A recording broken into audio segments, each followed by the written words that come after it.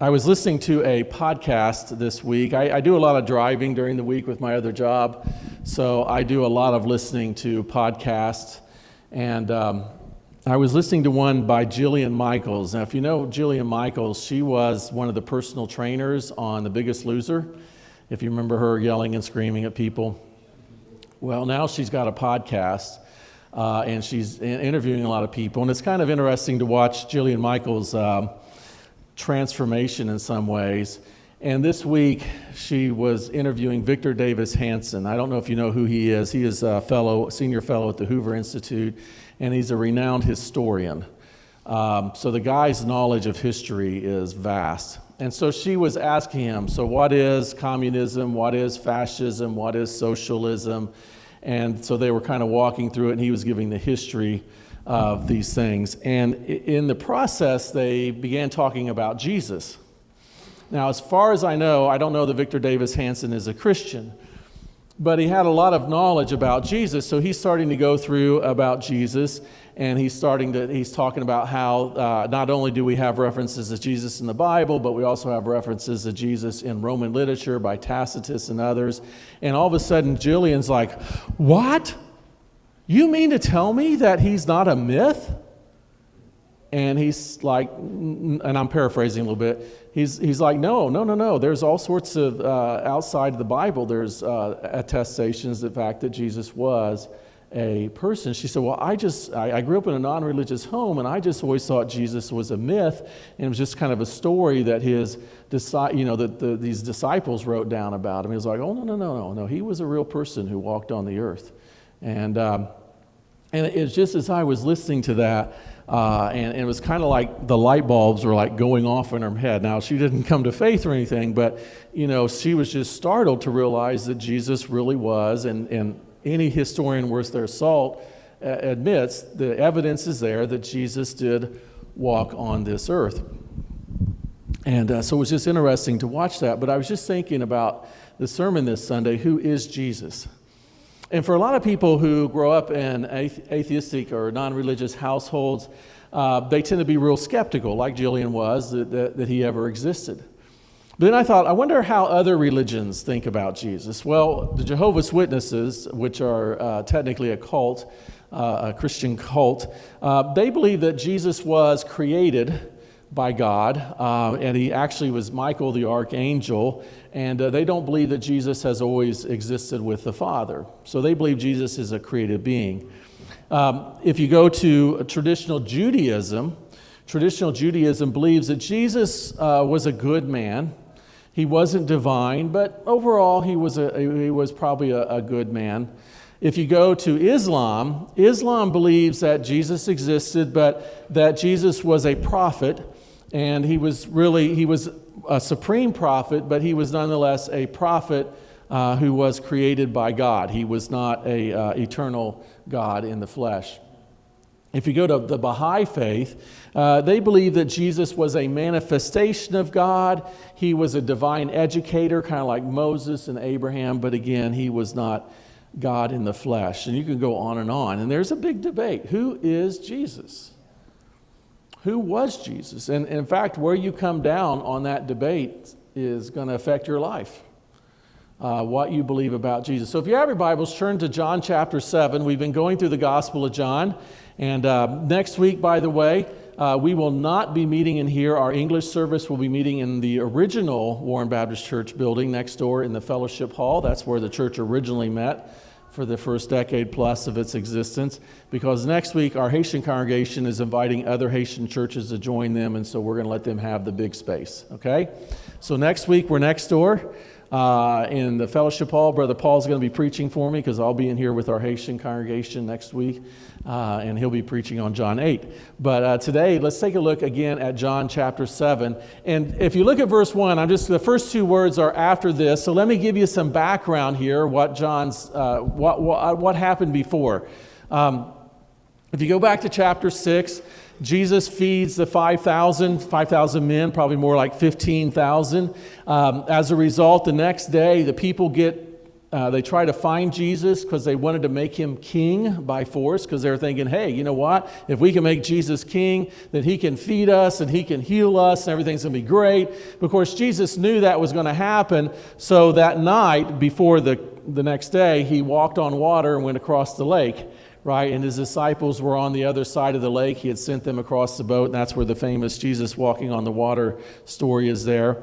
And then that next day, the crowd realizes Jesus isn't there, and so they go to the other side of the lake, and then Jesus starts teaching like this really crazy teaching. In John chapter 6, he says, truly I tell you, unless you eat the flesh of the Son of Man and drink his blood, you do not have life in you. And so he starts really teaching this crazy teaching here. And he goes on and he says, the one who eats my flesh and drinks my blood has eternal life, and I will raise him up on the last day. And I mean, this is like blowing people's minds. They're like, what is this guy talking about? And in fact, if you go down to verse 66 of John chapter 6, it says, from that moment on, many of his disciples turned back and no longer accompanied him. What was Jesus doing? He was weeding out those who were truly following him for who he was versus those who were following him just to get their bellies filled. He was challenging them with a very difficult teaching. And even his own disciples at this point didn't understand what he was talking about. It didn't come clear till after his resurrection. But Jesus is weeding out who is truly following me and who is just here for the ride.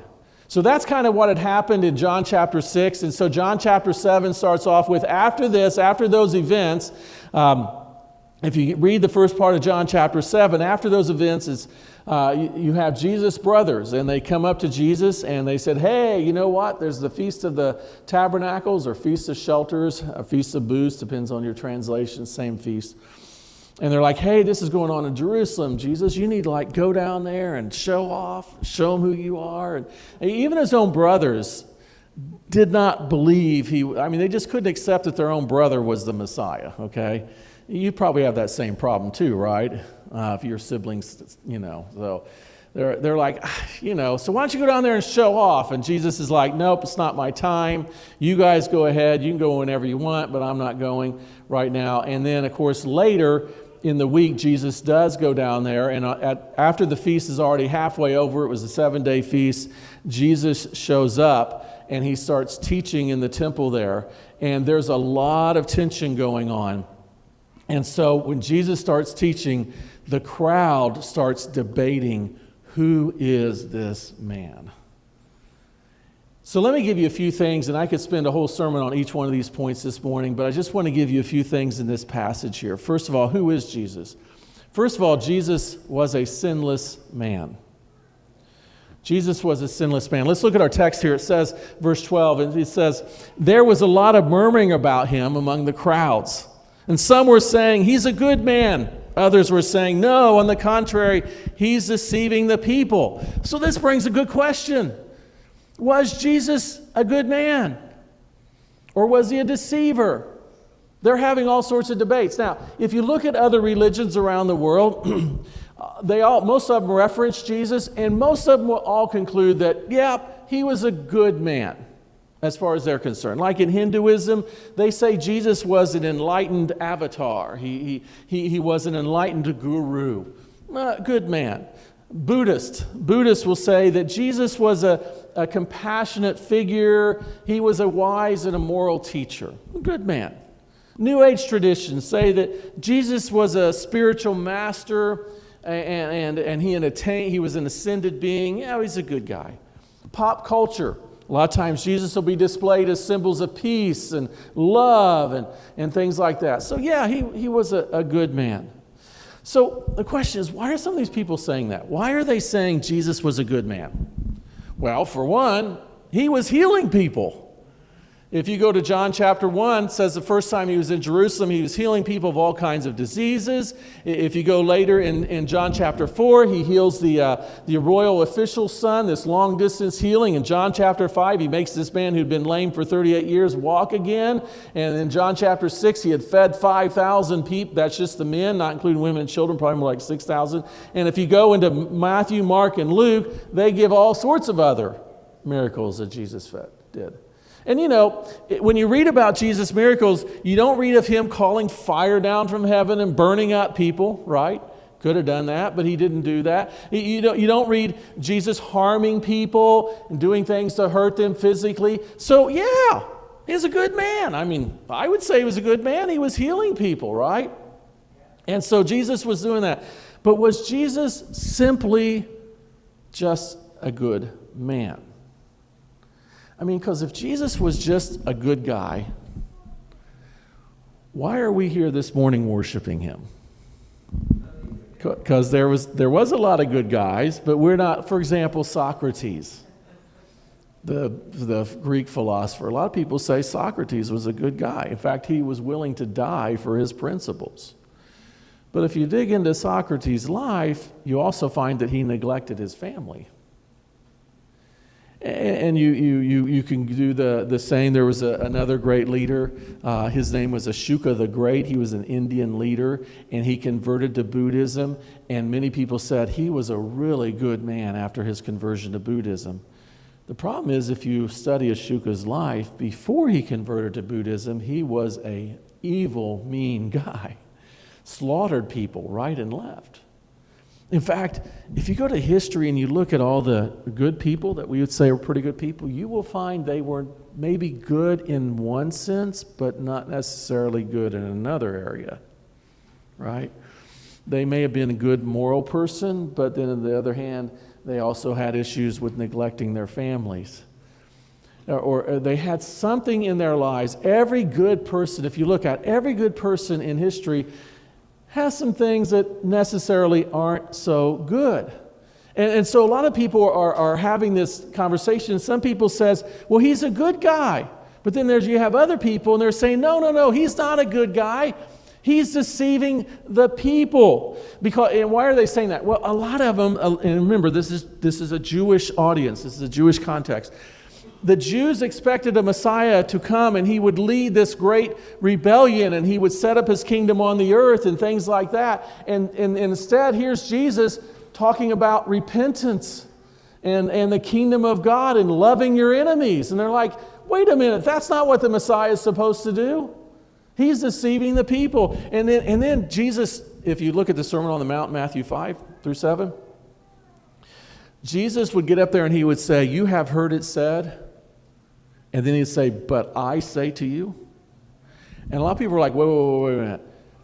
The way you teach as a rabbi is you should say, you have heard it said, and this is what Rabbi so-and-so has said, and this is what Rabbi so-and-so has interpreted, and Rabbi so-and-so. Who are you, Jesus, to say, but I say to you? You're skipping all of our interpretations. You're acting like you have an authority here. A lot of people said, no, that is not good. And then, of course, Jesus did things like he healed people on the Sabbath. Hey, that's not good, according to them, right? On the Sabbath, you don't work, and Jesus is healing people on the Sabbath. And, of course, Jesus was claiming that God was his Father, which he was saying, I am of the same essence of God. And people were like, no. And so the people were like, he can't be a good man if he's doing these things on the Sabbath, and if he's talking like he is the final authority, and if he's doing this stuff. He is a deceiver. And so you got one group saying, no, he's a good guy. He's doing all this good stuff. And other people say, no, he's a deceiver. What was he? Again, who is he? Now, if you look at the characteristics of deceivers and you compare that to Jesus, you see he wasn't a deceiver. Deceivers typically are very narcissistic people, and they see themselves as superior and entitled to whatever. And if you look at Jesus, in fact, even in our text in verses 16-19, he's like, I didn't come seeking my own glory. Right? And so Jesus wasn't about doing things like that. Deceivers typically have no remorse for deceiving people, no empathy. And again, if you read about Jesus in the Gospels, you'll see that he was showing compassion for people all the time. The feeding of the 5,000. He's like, hey, what are we going to do? These people need food. So to put the characteristics of a deceiver against Jesus, it just doesn't work. In fact, one of the things about deceivers is a lot of times when deceivers are questioned, they challenge the accuser and they try to deflect. Well, if you know, when Jesus was put on trial, he was silent. So he doesn't have the characteristics of a deceiver, which brings us back to, well, then was he just a good man? Well, I would argue he was a good man, but he was more than just a good man. Because every good man in history have had some sort of sin in their life, some failing. And you know what's really interesting? If you look at the next chapter here, Jesus challenges his enemies. He says, who among you can convict me of sin? If there was one group that wanted to drag him through the mud and say, there you go, you did this wrong, you did this wrong, it was his enemies. But guess what? They never did, because they never could.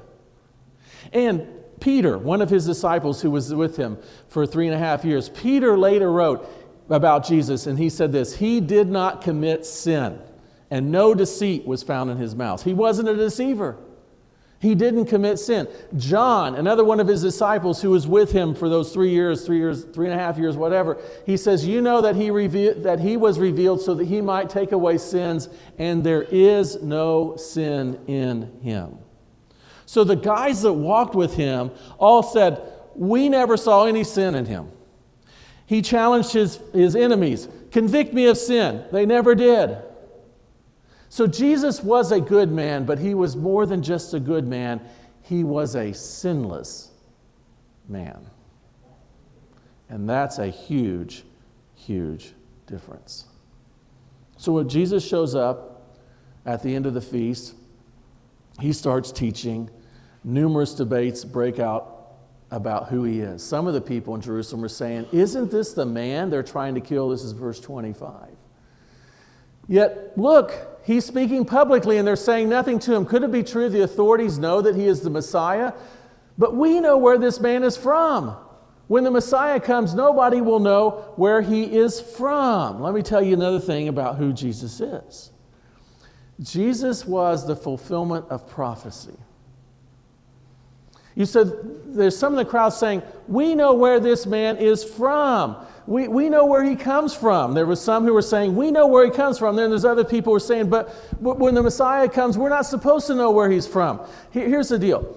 This is in Jerusalem. There's no secret that Jesus was from Nazareth. In fact, and I know we don't know Hebrew and Aramaic, but from what I understand, people from Nazareth have an accent. I spent almost as much of my life in the South than I have in the North. And 15 years of my life I spent in Appalachia, Alabama. Wonderful, wonderful people. I love my Alabama friends. But my Alabama friends are in Appalachia, Alabama, and they have an accent. My name in Alabama is not Jim, it's GM. It's 2 syllables. GM, how you doing? When you get to if you have a word that ends in an A, you usually add an R, like I live in Alabama. Okay? So I was there a few weeks ago, and my secretary, she was with me the whole 15 years, she's still there. She's the longest employee now at the church. But she and I were talking. She has that glorious Alabama accent. And I love listening to her. And I can mimic it a little bit, but I'm not that good at it. But you know when somebody says, how y'all doing? They're from Alabama, or at least from the South. Well, when Jesus was talking, apparently Galileans, which is where Nazareth's one, they had an accent. And so Jesus is in Jerusalem and he's talking, and then Jerusalem people say, he's from Nazareth. He got that backwater accent. So they knew he was from Nazareth. They knew where he was from because of how he talked. That's how they knew Peter. If you go back to when Peter was warming himself by the fire when Jesus was on trial, and the servant girl says, you're with them. You know how she knew? Because the way he talked. Peter had a Galilean accent. And they could tell that he was with Jesus because all of his followers were Galilean except one. That was Judas Iscariot. He was from Judea. So they knew that he had that. So they knew he was from Galilee. And obviously they could just talk to people. Where's this guy from? All it took was a couple investigative reporters to do the lines and say, well, he was from Nazareth. That's where he was from. So they knew where he was from. But then on the other hand, you had people saying, no, he can't be the Messiah because we don't know where the Messiah is going to come from. And that goes all the way back to Micah chapter 5, where it talks about he will suddenly appear in his temple. And so there was this common teaching, it doesn't say this in Scripture, but there was this common feeling among the Jewish people that when the Messiah arrives, he will just appear. They won't know where he's from or anything, he will just show up. And so there were others who were like, no, he just doesn't fit the mold. And if you go down to verse 42, it says, others said, verse 41, others said this is the Messiah, but some said, surely the Messiah doesn't come from Galilee, does he? And some are saying yes, and others are saying no. And doesn't the Scripture say that the Messiah comes from David's offspring in the town of Bethlehem where David lived? And so the ones who have done their research are saying, wait a minute, if you go back to Micah chapter 5, it talks about he will be born in Bethlehem, and he's going to be of the line of David, and we've done some research, and we've met his mother Mary, and she's of the line of David, and he was born in Bethlehem, and then they moved to Nazareth, and yes, he is the one because he was prophesied, and others were saying, no, he can't be the one because the Messiah is supposed to magically appear. And so you got this question, who was Jesus? Well, who was Jesus? Well, Jesus claimed he was sent by God. Yes, he was born in Bethlehem. God became flesh. He was born in Bethlehem, went down to Egypt briefly, went back to Nazareth where he was raised, and he was there until he began his ministry. But Jesus said, ultimately, I've been sent by God. Look at what Jesus said. As he was teaching in the temple, Jesus cried out, you know me, and you know where I'm from. Some of y'all know I'm from Nazareth, but here's the thing. Yet I have not come on my own, but the one who sent me, who's that? God the Father, is true. And I know him because I am from him, and he sent me. And again, if you go to verse 33, Jesus says, I am only with you for a short time, then I'm going to the one who sent me. So Jesus is like, I am from God. God sent me. And I'm going back to God. If you go back to John chapter 6, you'll see several times Jesus says, I have come down from heaven. Now, here's the thing. And I've told you this before. There's three possibilities with Jesus. Number one, he was a liar. He just thought he came from heaven. Number two, he was a lunatic, right? Or number three, he really did come down from heaven. He was Lord. So Jesus is saying, I am sent by God. In fact, he not only claims that he was sent by God, but in verse 16, he says, my teaching isn't mine, but it's from the one who sent me. Jesus is saying, what I'm teaching is from God. This is huge. So Jesus was a good man, but more than a good man, he was a sinless man. And Jesus, by his claim, was sent from God. That's a huge claim. How do you back that one up? And then also, if you look at the text, Jesus was a miracle worker. If you go back to verse 31, many of the crowd believed in him and said, when the Messiah comes, he won't perform more signs than this man does, will he? A lot of people are saying, he has to be the Messiah. Look at the miracles he's doing. It was in that very city that Jesus had healed a bunch of people. And of course, I just went through the miracles of the lame man there at the pool of Siloam, there in Jerusalem, 38 years. You couldn't dispute that. Everybody knew he'd been there 38 years. And so Jesus is healing people all over the place, and he's turning water to wine, and he's raising the dead. And there's people saying, there is no way that he is not the Messiah. The Messiah who could do greater stuff than this? In fact, if you go back to John chapter 3, when Nicodemus came to Jesus at night, Nicodemus was a religious leader. Nicodemus says, no one can do what you're doing unless he was sent from God.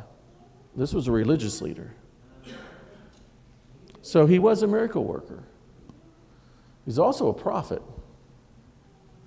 If you go to verse 33, and I know we're jumping around, but if you go to verse 33, then Jesus said, I am with you only for a short time, and then I'm going to the one who sent me. Again, he claimed to be sent by God. He says, you will look for me, but you will not find me. And where I am, you cannot come.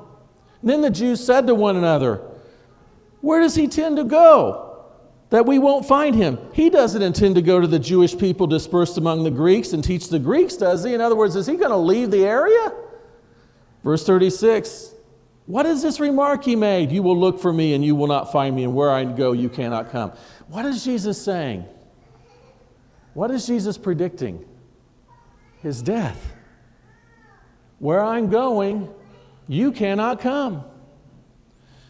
These religious leaders that he's talking to, they rejected that he was the Messiah. When Jesus died, why did he tell the thief on the cross, today you will be with me in where? Paradise. Could the religious leaders go to paradise? No, because they rejected Jesus. They weren't going to paradise. And Jesus was saying, where I'm going, you cannot come. Now, this is a cryptic thing, we get it, but when we look back at this after his crucifixion, we understand what he was saying. He is predicting in a cryptic form his death.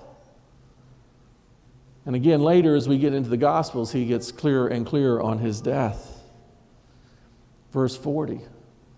When some from the crowd heard these words, they said, truly, this is the prophet. If you go back to Moses, who wrote the first 5 books of the Bible, Moses tells the Israelite people before he dies that the Lord your God will raise up for you a prophet like me from among you, from your fellow Israelites. And so here's Jesus predicting his death. And there are some people are saying, he is the prophet. This guy's telling us what's going to happen. So who is Jesus? Well, he was a sinless man. His enemies couldn't convict him of sin. His own disciples who walked with him said he was sinless. He was a prophet. He predicted his death before it happened, and it happened. Just like he predicted it would happen. And again, as we go further, it'll get clearer and clearer. He was a miracle worker. The people all acknowledge that. Even his skeptics had to acknowledge that. They couldn't fight it. He claims he was sent from God. How do you prove that one? He claims that what he was teaching was God's word. With all these things, there were some people in the crowd who's like, look, he is the Messiah. He is the Messiah. Verse 41, others said, this is the Messiah. Now, I was thinking about this. What is the evidence? I mean, I gave you a bunch of stuff here, and again, we're just looking at one passage. There's a lot more to look at, but just John chapter 7. What is the evidence in John chapter 7 that he really was and is the Messiah? How could he? Is there anything in this passage that could prove to me, or at least give me a piece of evidence, that Jesus was sent from God? Well, if you go back to John chapter 7, verse 1, starting at the beginning, it said, after this, Jesus traveled in Galilee, since he did not want to travel in Judea because the Jews were trying to kill him. Again, when John uses the phrase the Jews, it's usually reference to the religious leaders. So Jesus had not wanted to come down to Jerusalem because they were trying to kill him. Now he's in Jerusalem, in the very place where they're trying to kill him. And Jesus shows up in the temple, and he's teaching in the temple, and he's claiming that he's sent from God and that his words are coming from God. And the people, if you remember, we read earlier, verse 25, so the people are starting to ask, wait, isn't this the man they're trying to kill? If you keep going, it says, yeah, look, he's speaking publicly and they're saying nothing to him. Could it be true that the authorities know that he is the Messiah? So the people are like confused, like, why isn't anybody arresting him? Why isn't this happening? Maybe the authorities really do believe he's a Messiah and they're trying to kill him. You know what that sounds like to me? A conspiracy theory. Right now, if you've been tracking the news, this week they've been having the pretrial hearing for this Tyler Robinson guy that killed Charlie Clerk. And if you know anything, if you're in that space a little bit, you'll know that there is a podcaster by the name of Candace Owens who knew Charlie, And shortly after Charlie's death, about a week or two later, she came out and said, no, he wasn't killed by a lone gunman. And she's done like 100 episodes on this. And she argues that the Israelis, the Jews, had a hand in killing him, or the Egyptians or the French.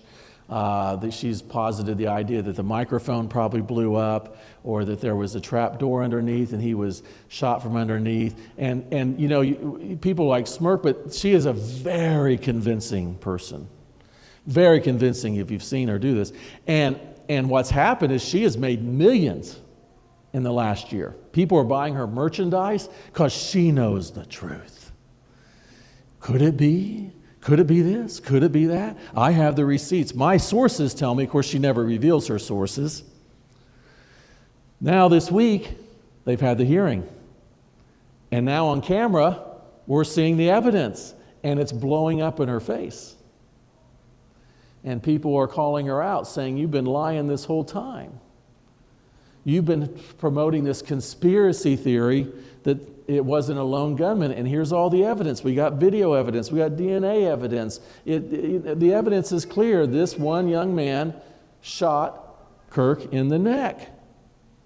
Now, so this whole conspiracy theory has been blowing up, and it's been very interesting to watch what's going on. And so I think there's a little conspiracy theory developing. Maybe the religious leaders are not trying to arrest him because they've decided that he is the Messiah. But if you read the text, you realize that's not the case. The religious leaders still rejected him as the Messiah. And in fact, they tried to arrest him multiple times. If you look at verse 30, they tried to seize him, yet no one laid a hand on him. Why? Because his hour had not yet come. They kept trying to arrest him. And if you look at verse 45, then the servants came to the chief priests and the Pharisees, who asked, why didn't you bring him? Again, they didn't believe he was the Messiah. They wanted him arrested. And the servants said, no man ever spoke like this. And then the Pharisees responded to them, are you fooled too? Now, I have to admit something. A few weeks ago, when I was in Alabama, Brother Rob and I went to see Steven Spielberg's latest movie called Disclosure Day. I went there as research because Spielberg was saying this is going to shake people's faith. So I'm like, okay, we'll go see it. And I don't know, I don't want to blow the plot in case somebody wants to go see it. But if you know the movie's about, I'll tell you a little bit about what it's about. It's about this guy who's in computers, and he has collected all the evidence that the government knows about aliens. And he wants to get it public. And so the NGO is trying to stop him from doing this. And in the process, there's a young lady, she's a newscaster, and all of a sudden she has this red cardinal comes into her room and it looks at her, and all of a sudden it's like something happens in her mind, and suddenly she can see people and know things about them and talk to them and say, it's going to be okay, he didn't mean what he said. And they're just stunned. A cop tries to pull her over right after this little cardinal incident, and the cop's going to give her a ticket, and she's got to get to work, and she's like, it's going to be okay, you didn't mean what you said to your wife this morning, she's going to forgive you, just do this and do this. And he's stunned, and then she just drives away. And the scene in the movie kind of climaxes to this point where this man who has all the evidence has been captured, and they've got him in this secured facility, and this woman, she has been being led by the aliens to find him, and she finally drives up to the facility. And she stops at the gate. She's got to go in and get him, because they got to get to the news station where she's going to have him broadcast to the world that the government knows there's aliens. So I've given it away. But anyways, she gets to this secured location. The guard stops her, and she goes, and of course she knows nothing. She goes, code number, blah, blah, blah, blah, blah, password, blah, blah, blah, blah. And he's like, okay, and he lets her in. And then she gets out of her car, and somebody comes up, she goes, it's going to be okay. And she tells him stuff about their life, what's going on, and they just frozen. And she walks into the facility, and of course they're all, and she starts telling people all about stuff that's going on in their life, and they all just freeze. They can't believe it. And she gets the guy, and they walk out. And people stop her, and suddenly they see their loved one when they're looking at her, and she's talking. And it reminded me of the scene because she just walks in, and by talking to people, they don't do anything. And she grabs the guy and walks out. No guns were fired, no shots. And I was telling Rob, I kind of nudged him. I said, this kind of reminds me of John chapter 7. Because people are like, his words. It's like we couldn't do anything. It's like nobody ever spoke like this guy before. You know, why do I believe Jesus is the Messiah? And I think this is just a little piece of evidence. He was in the belly of the beast, yet nobody could arrest him. Why? Because his hour had not yet come. There was something supernatural happening there. God was preventing them from arresting Jesus, which they had the authority to do. They had the authority to stone him. Read John chapter 8, the next passage. They could have arrested him, could have stoned him, but his hour had not yet come, and so they couldn't. No matter how much they tried, they could not do it. So to me, that's just another piece of evidence that yes, Jesus was a sinless man. He was a prophet. He was a miracle worker, and he was sent by God because nobody could stop him until it was time. And in the midst of their being in the belly of the beast, Jesus stood up on the last day of the festival, and he said this, "If anyone's thirsty, let him come to me and drink. And the one who believes in me, as the scriptures said, will have streams of living water flowing within them." This he said about the Spirit, that those who believe in him would receive the Spirit, for the Spirit had not yet been given because Jesus had not yet been glorified. He had not been resurrected yet. But Jesus stood up in a crowd where they wanted to arrest him, but nobody could touch him because there was a supernatural thing happening here. And he was saying, "Come to me." You see, I believe that Jesus is the Messiah. How do you explain a carpenter on the other side of the world in the armpit of the Roman Empire, and yet today, in most of the world, we divide our time based on his birth between AD and BC. If he was just a good man, that doesn't make sense. There's been a lot of good men. How is it that you explain that today there are over 2 billion people who follow him? If he was just a good man, even if he was just a miracle worker, how do you explain that? How do you explain that there are churches all over the world, and there's hospitals and universities and seminaries and all sorts of things that are based on this man, that were built because of this man? How do you explain that? How do you explain that his teachings undergird our moral laws that we have today? How do you explain that? How do you explain it? I'll explain it one way. He is the Messiah, and the ultimate proof was he rose from the dead. 6 months later, they did crucify him because his hour had come. But then he rose from the dead. And that's why today we're sitting here talking about Jesus. That's why today time was split between AD and BC, because he rose from the dead. He is the Messiah. And the question is Jesus the Messiah to you? Is he your Messiah? Everybody has to make a decision. Who is he? Do you believe he was sinless man or a deceiver? Do you believe he was sent by God or not? Do you believe his miracles were true or were they just fake? You have to decide. And if you believe he was sent from God, he was the miracle worker, he was a prophet, his words were from God, then you can only conclude he must have been the Messiah that's come into the world.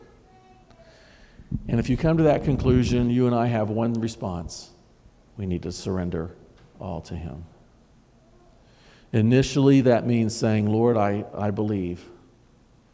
That doesn't mean you're going to have every question answered. I get that. But you have to say, "You know what? I'm going to take that step of belief." And after you've done that, we need to live like he's our Messiah.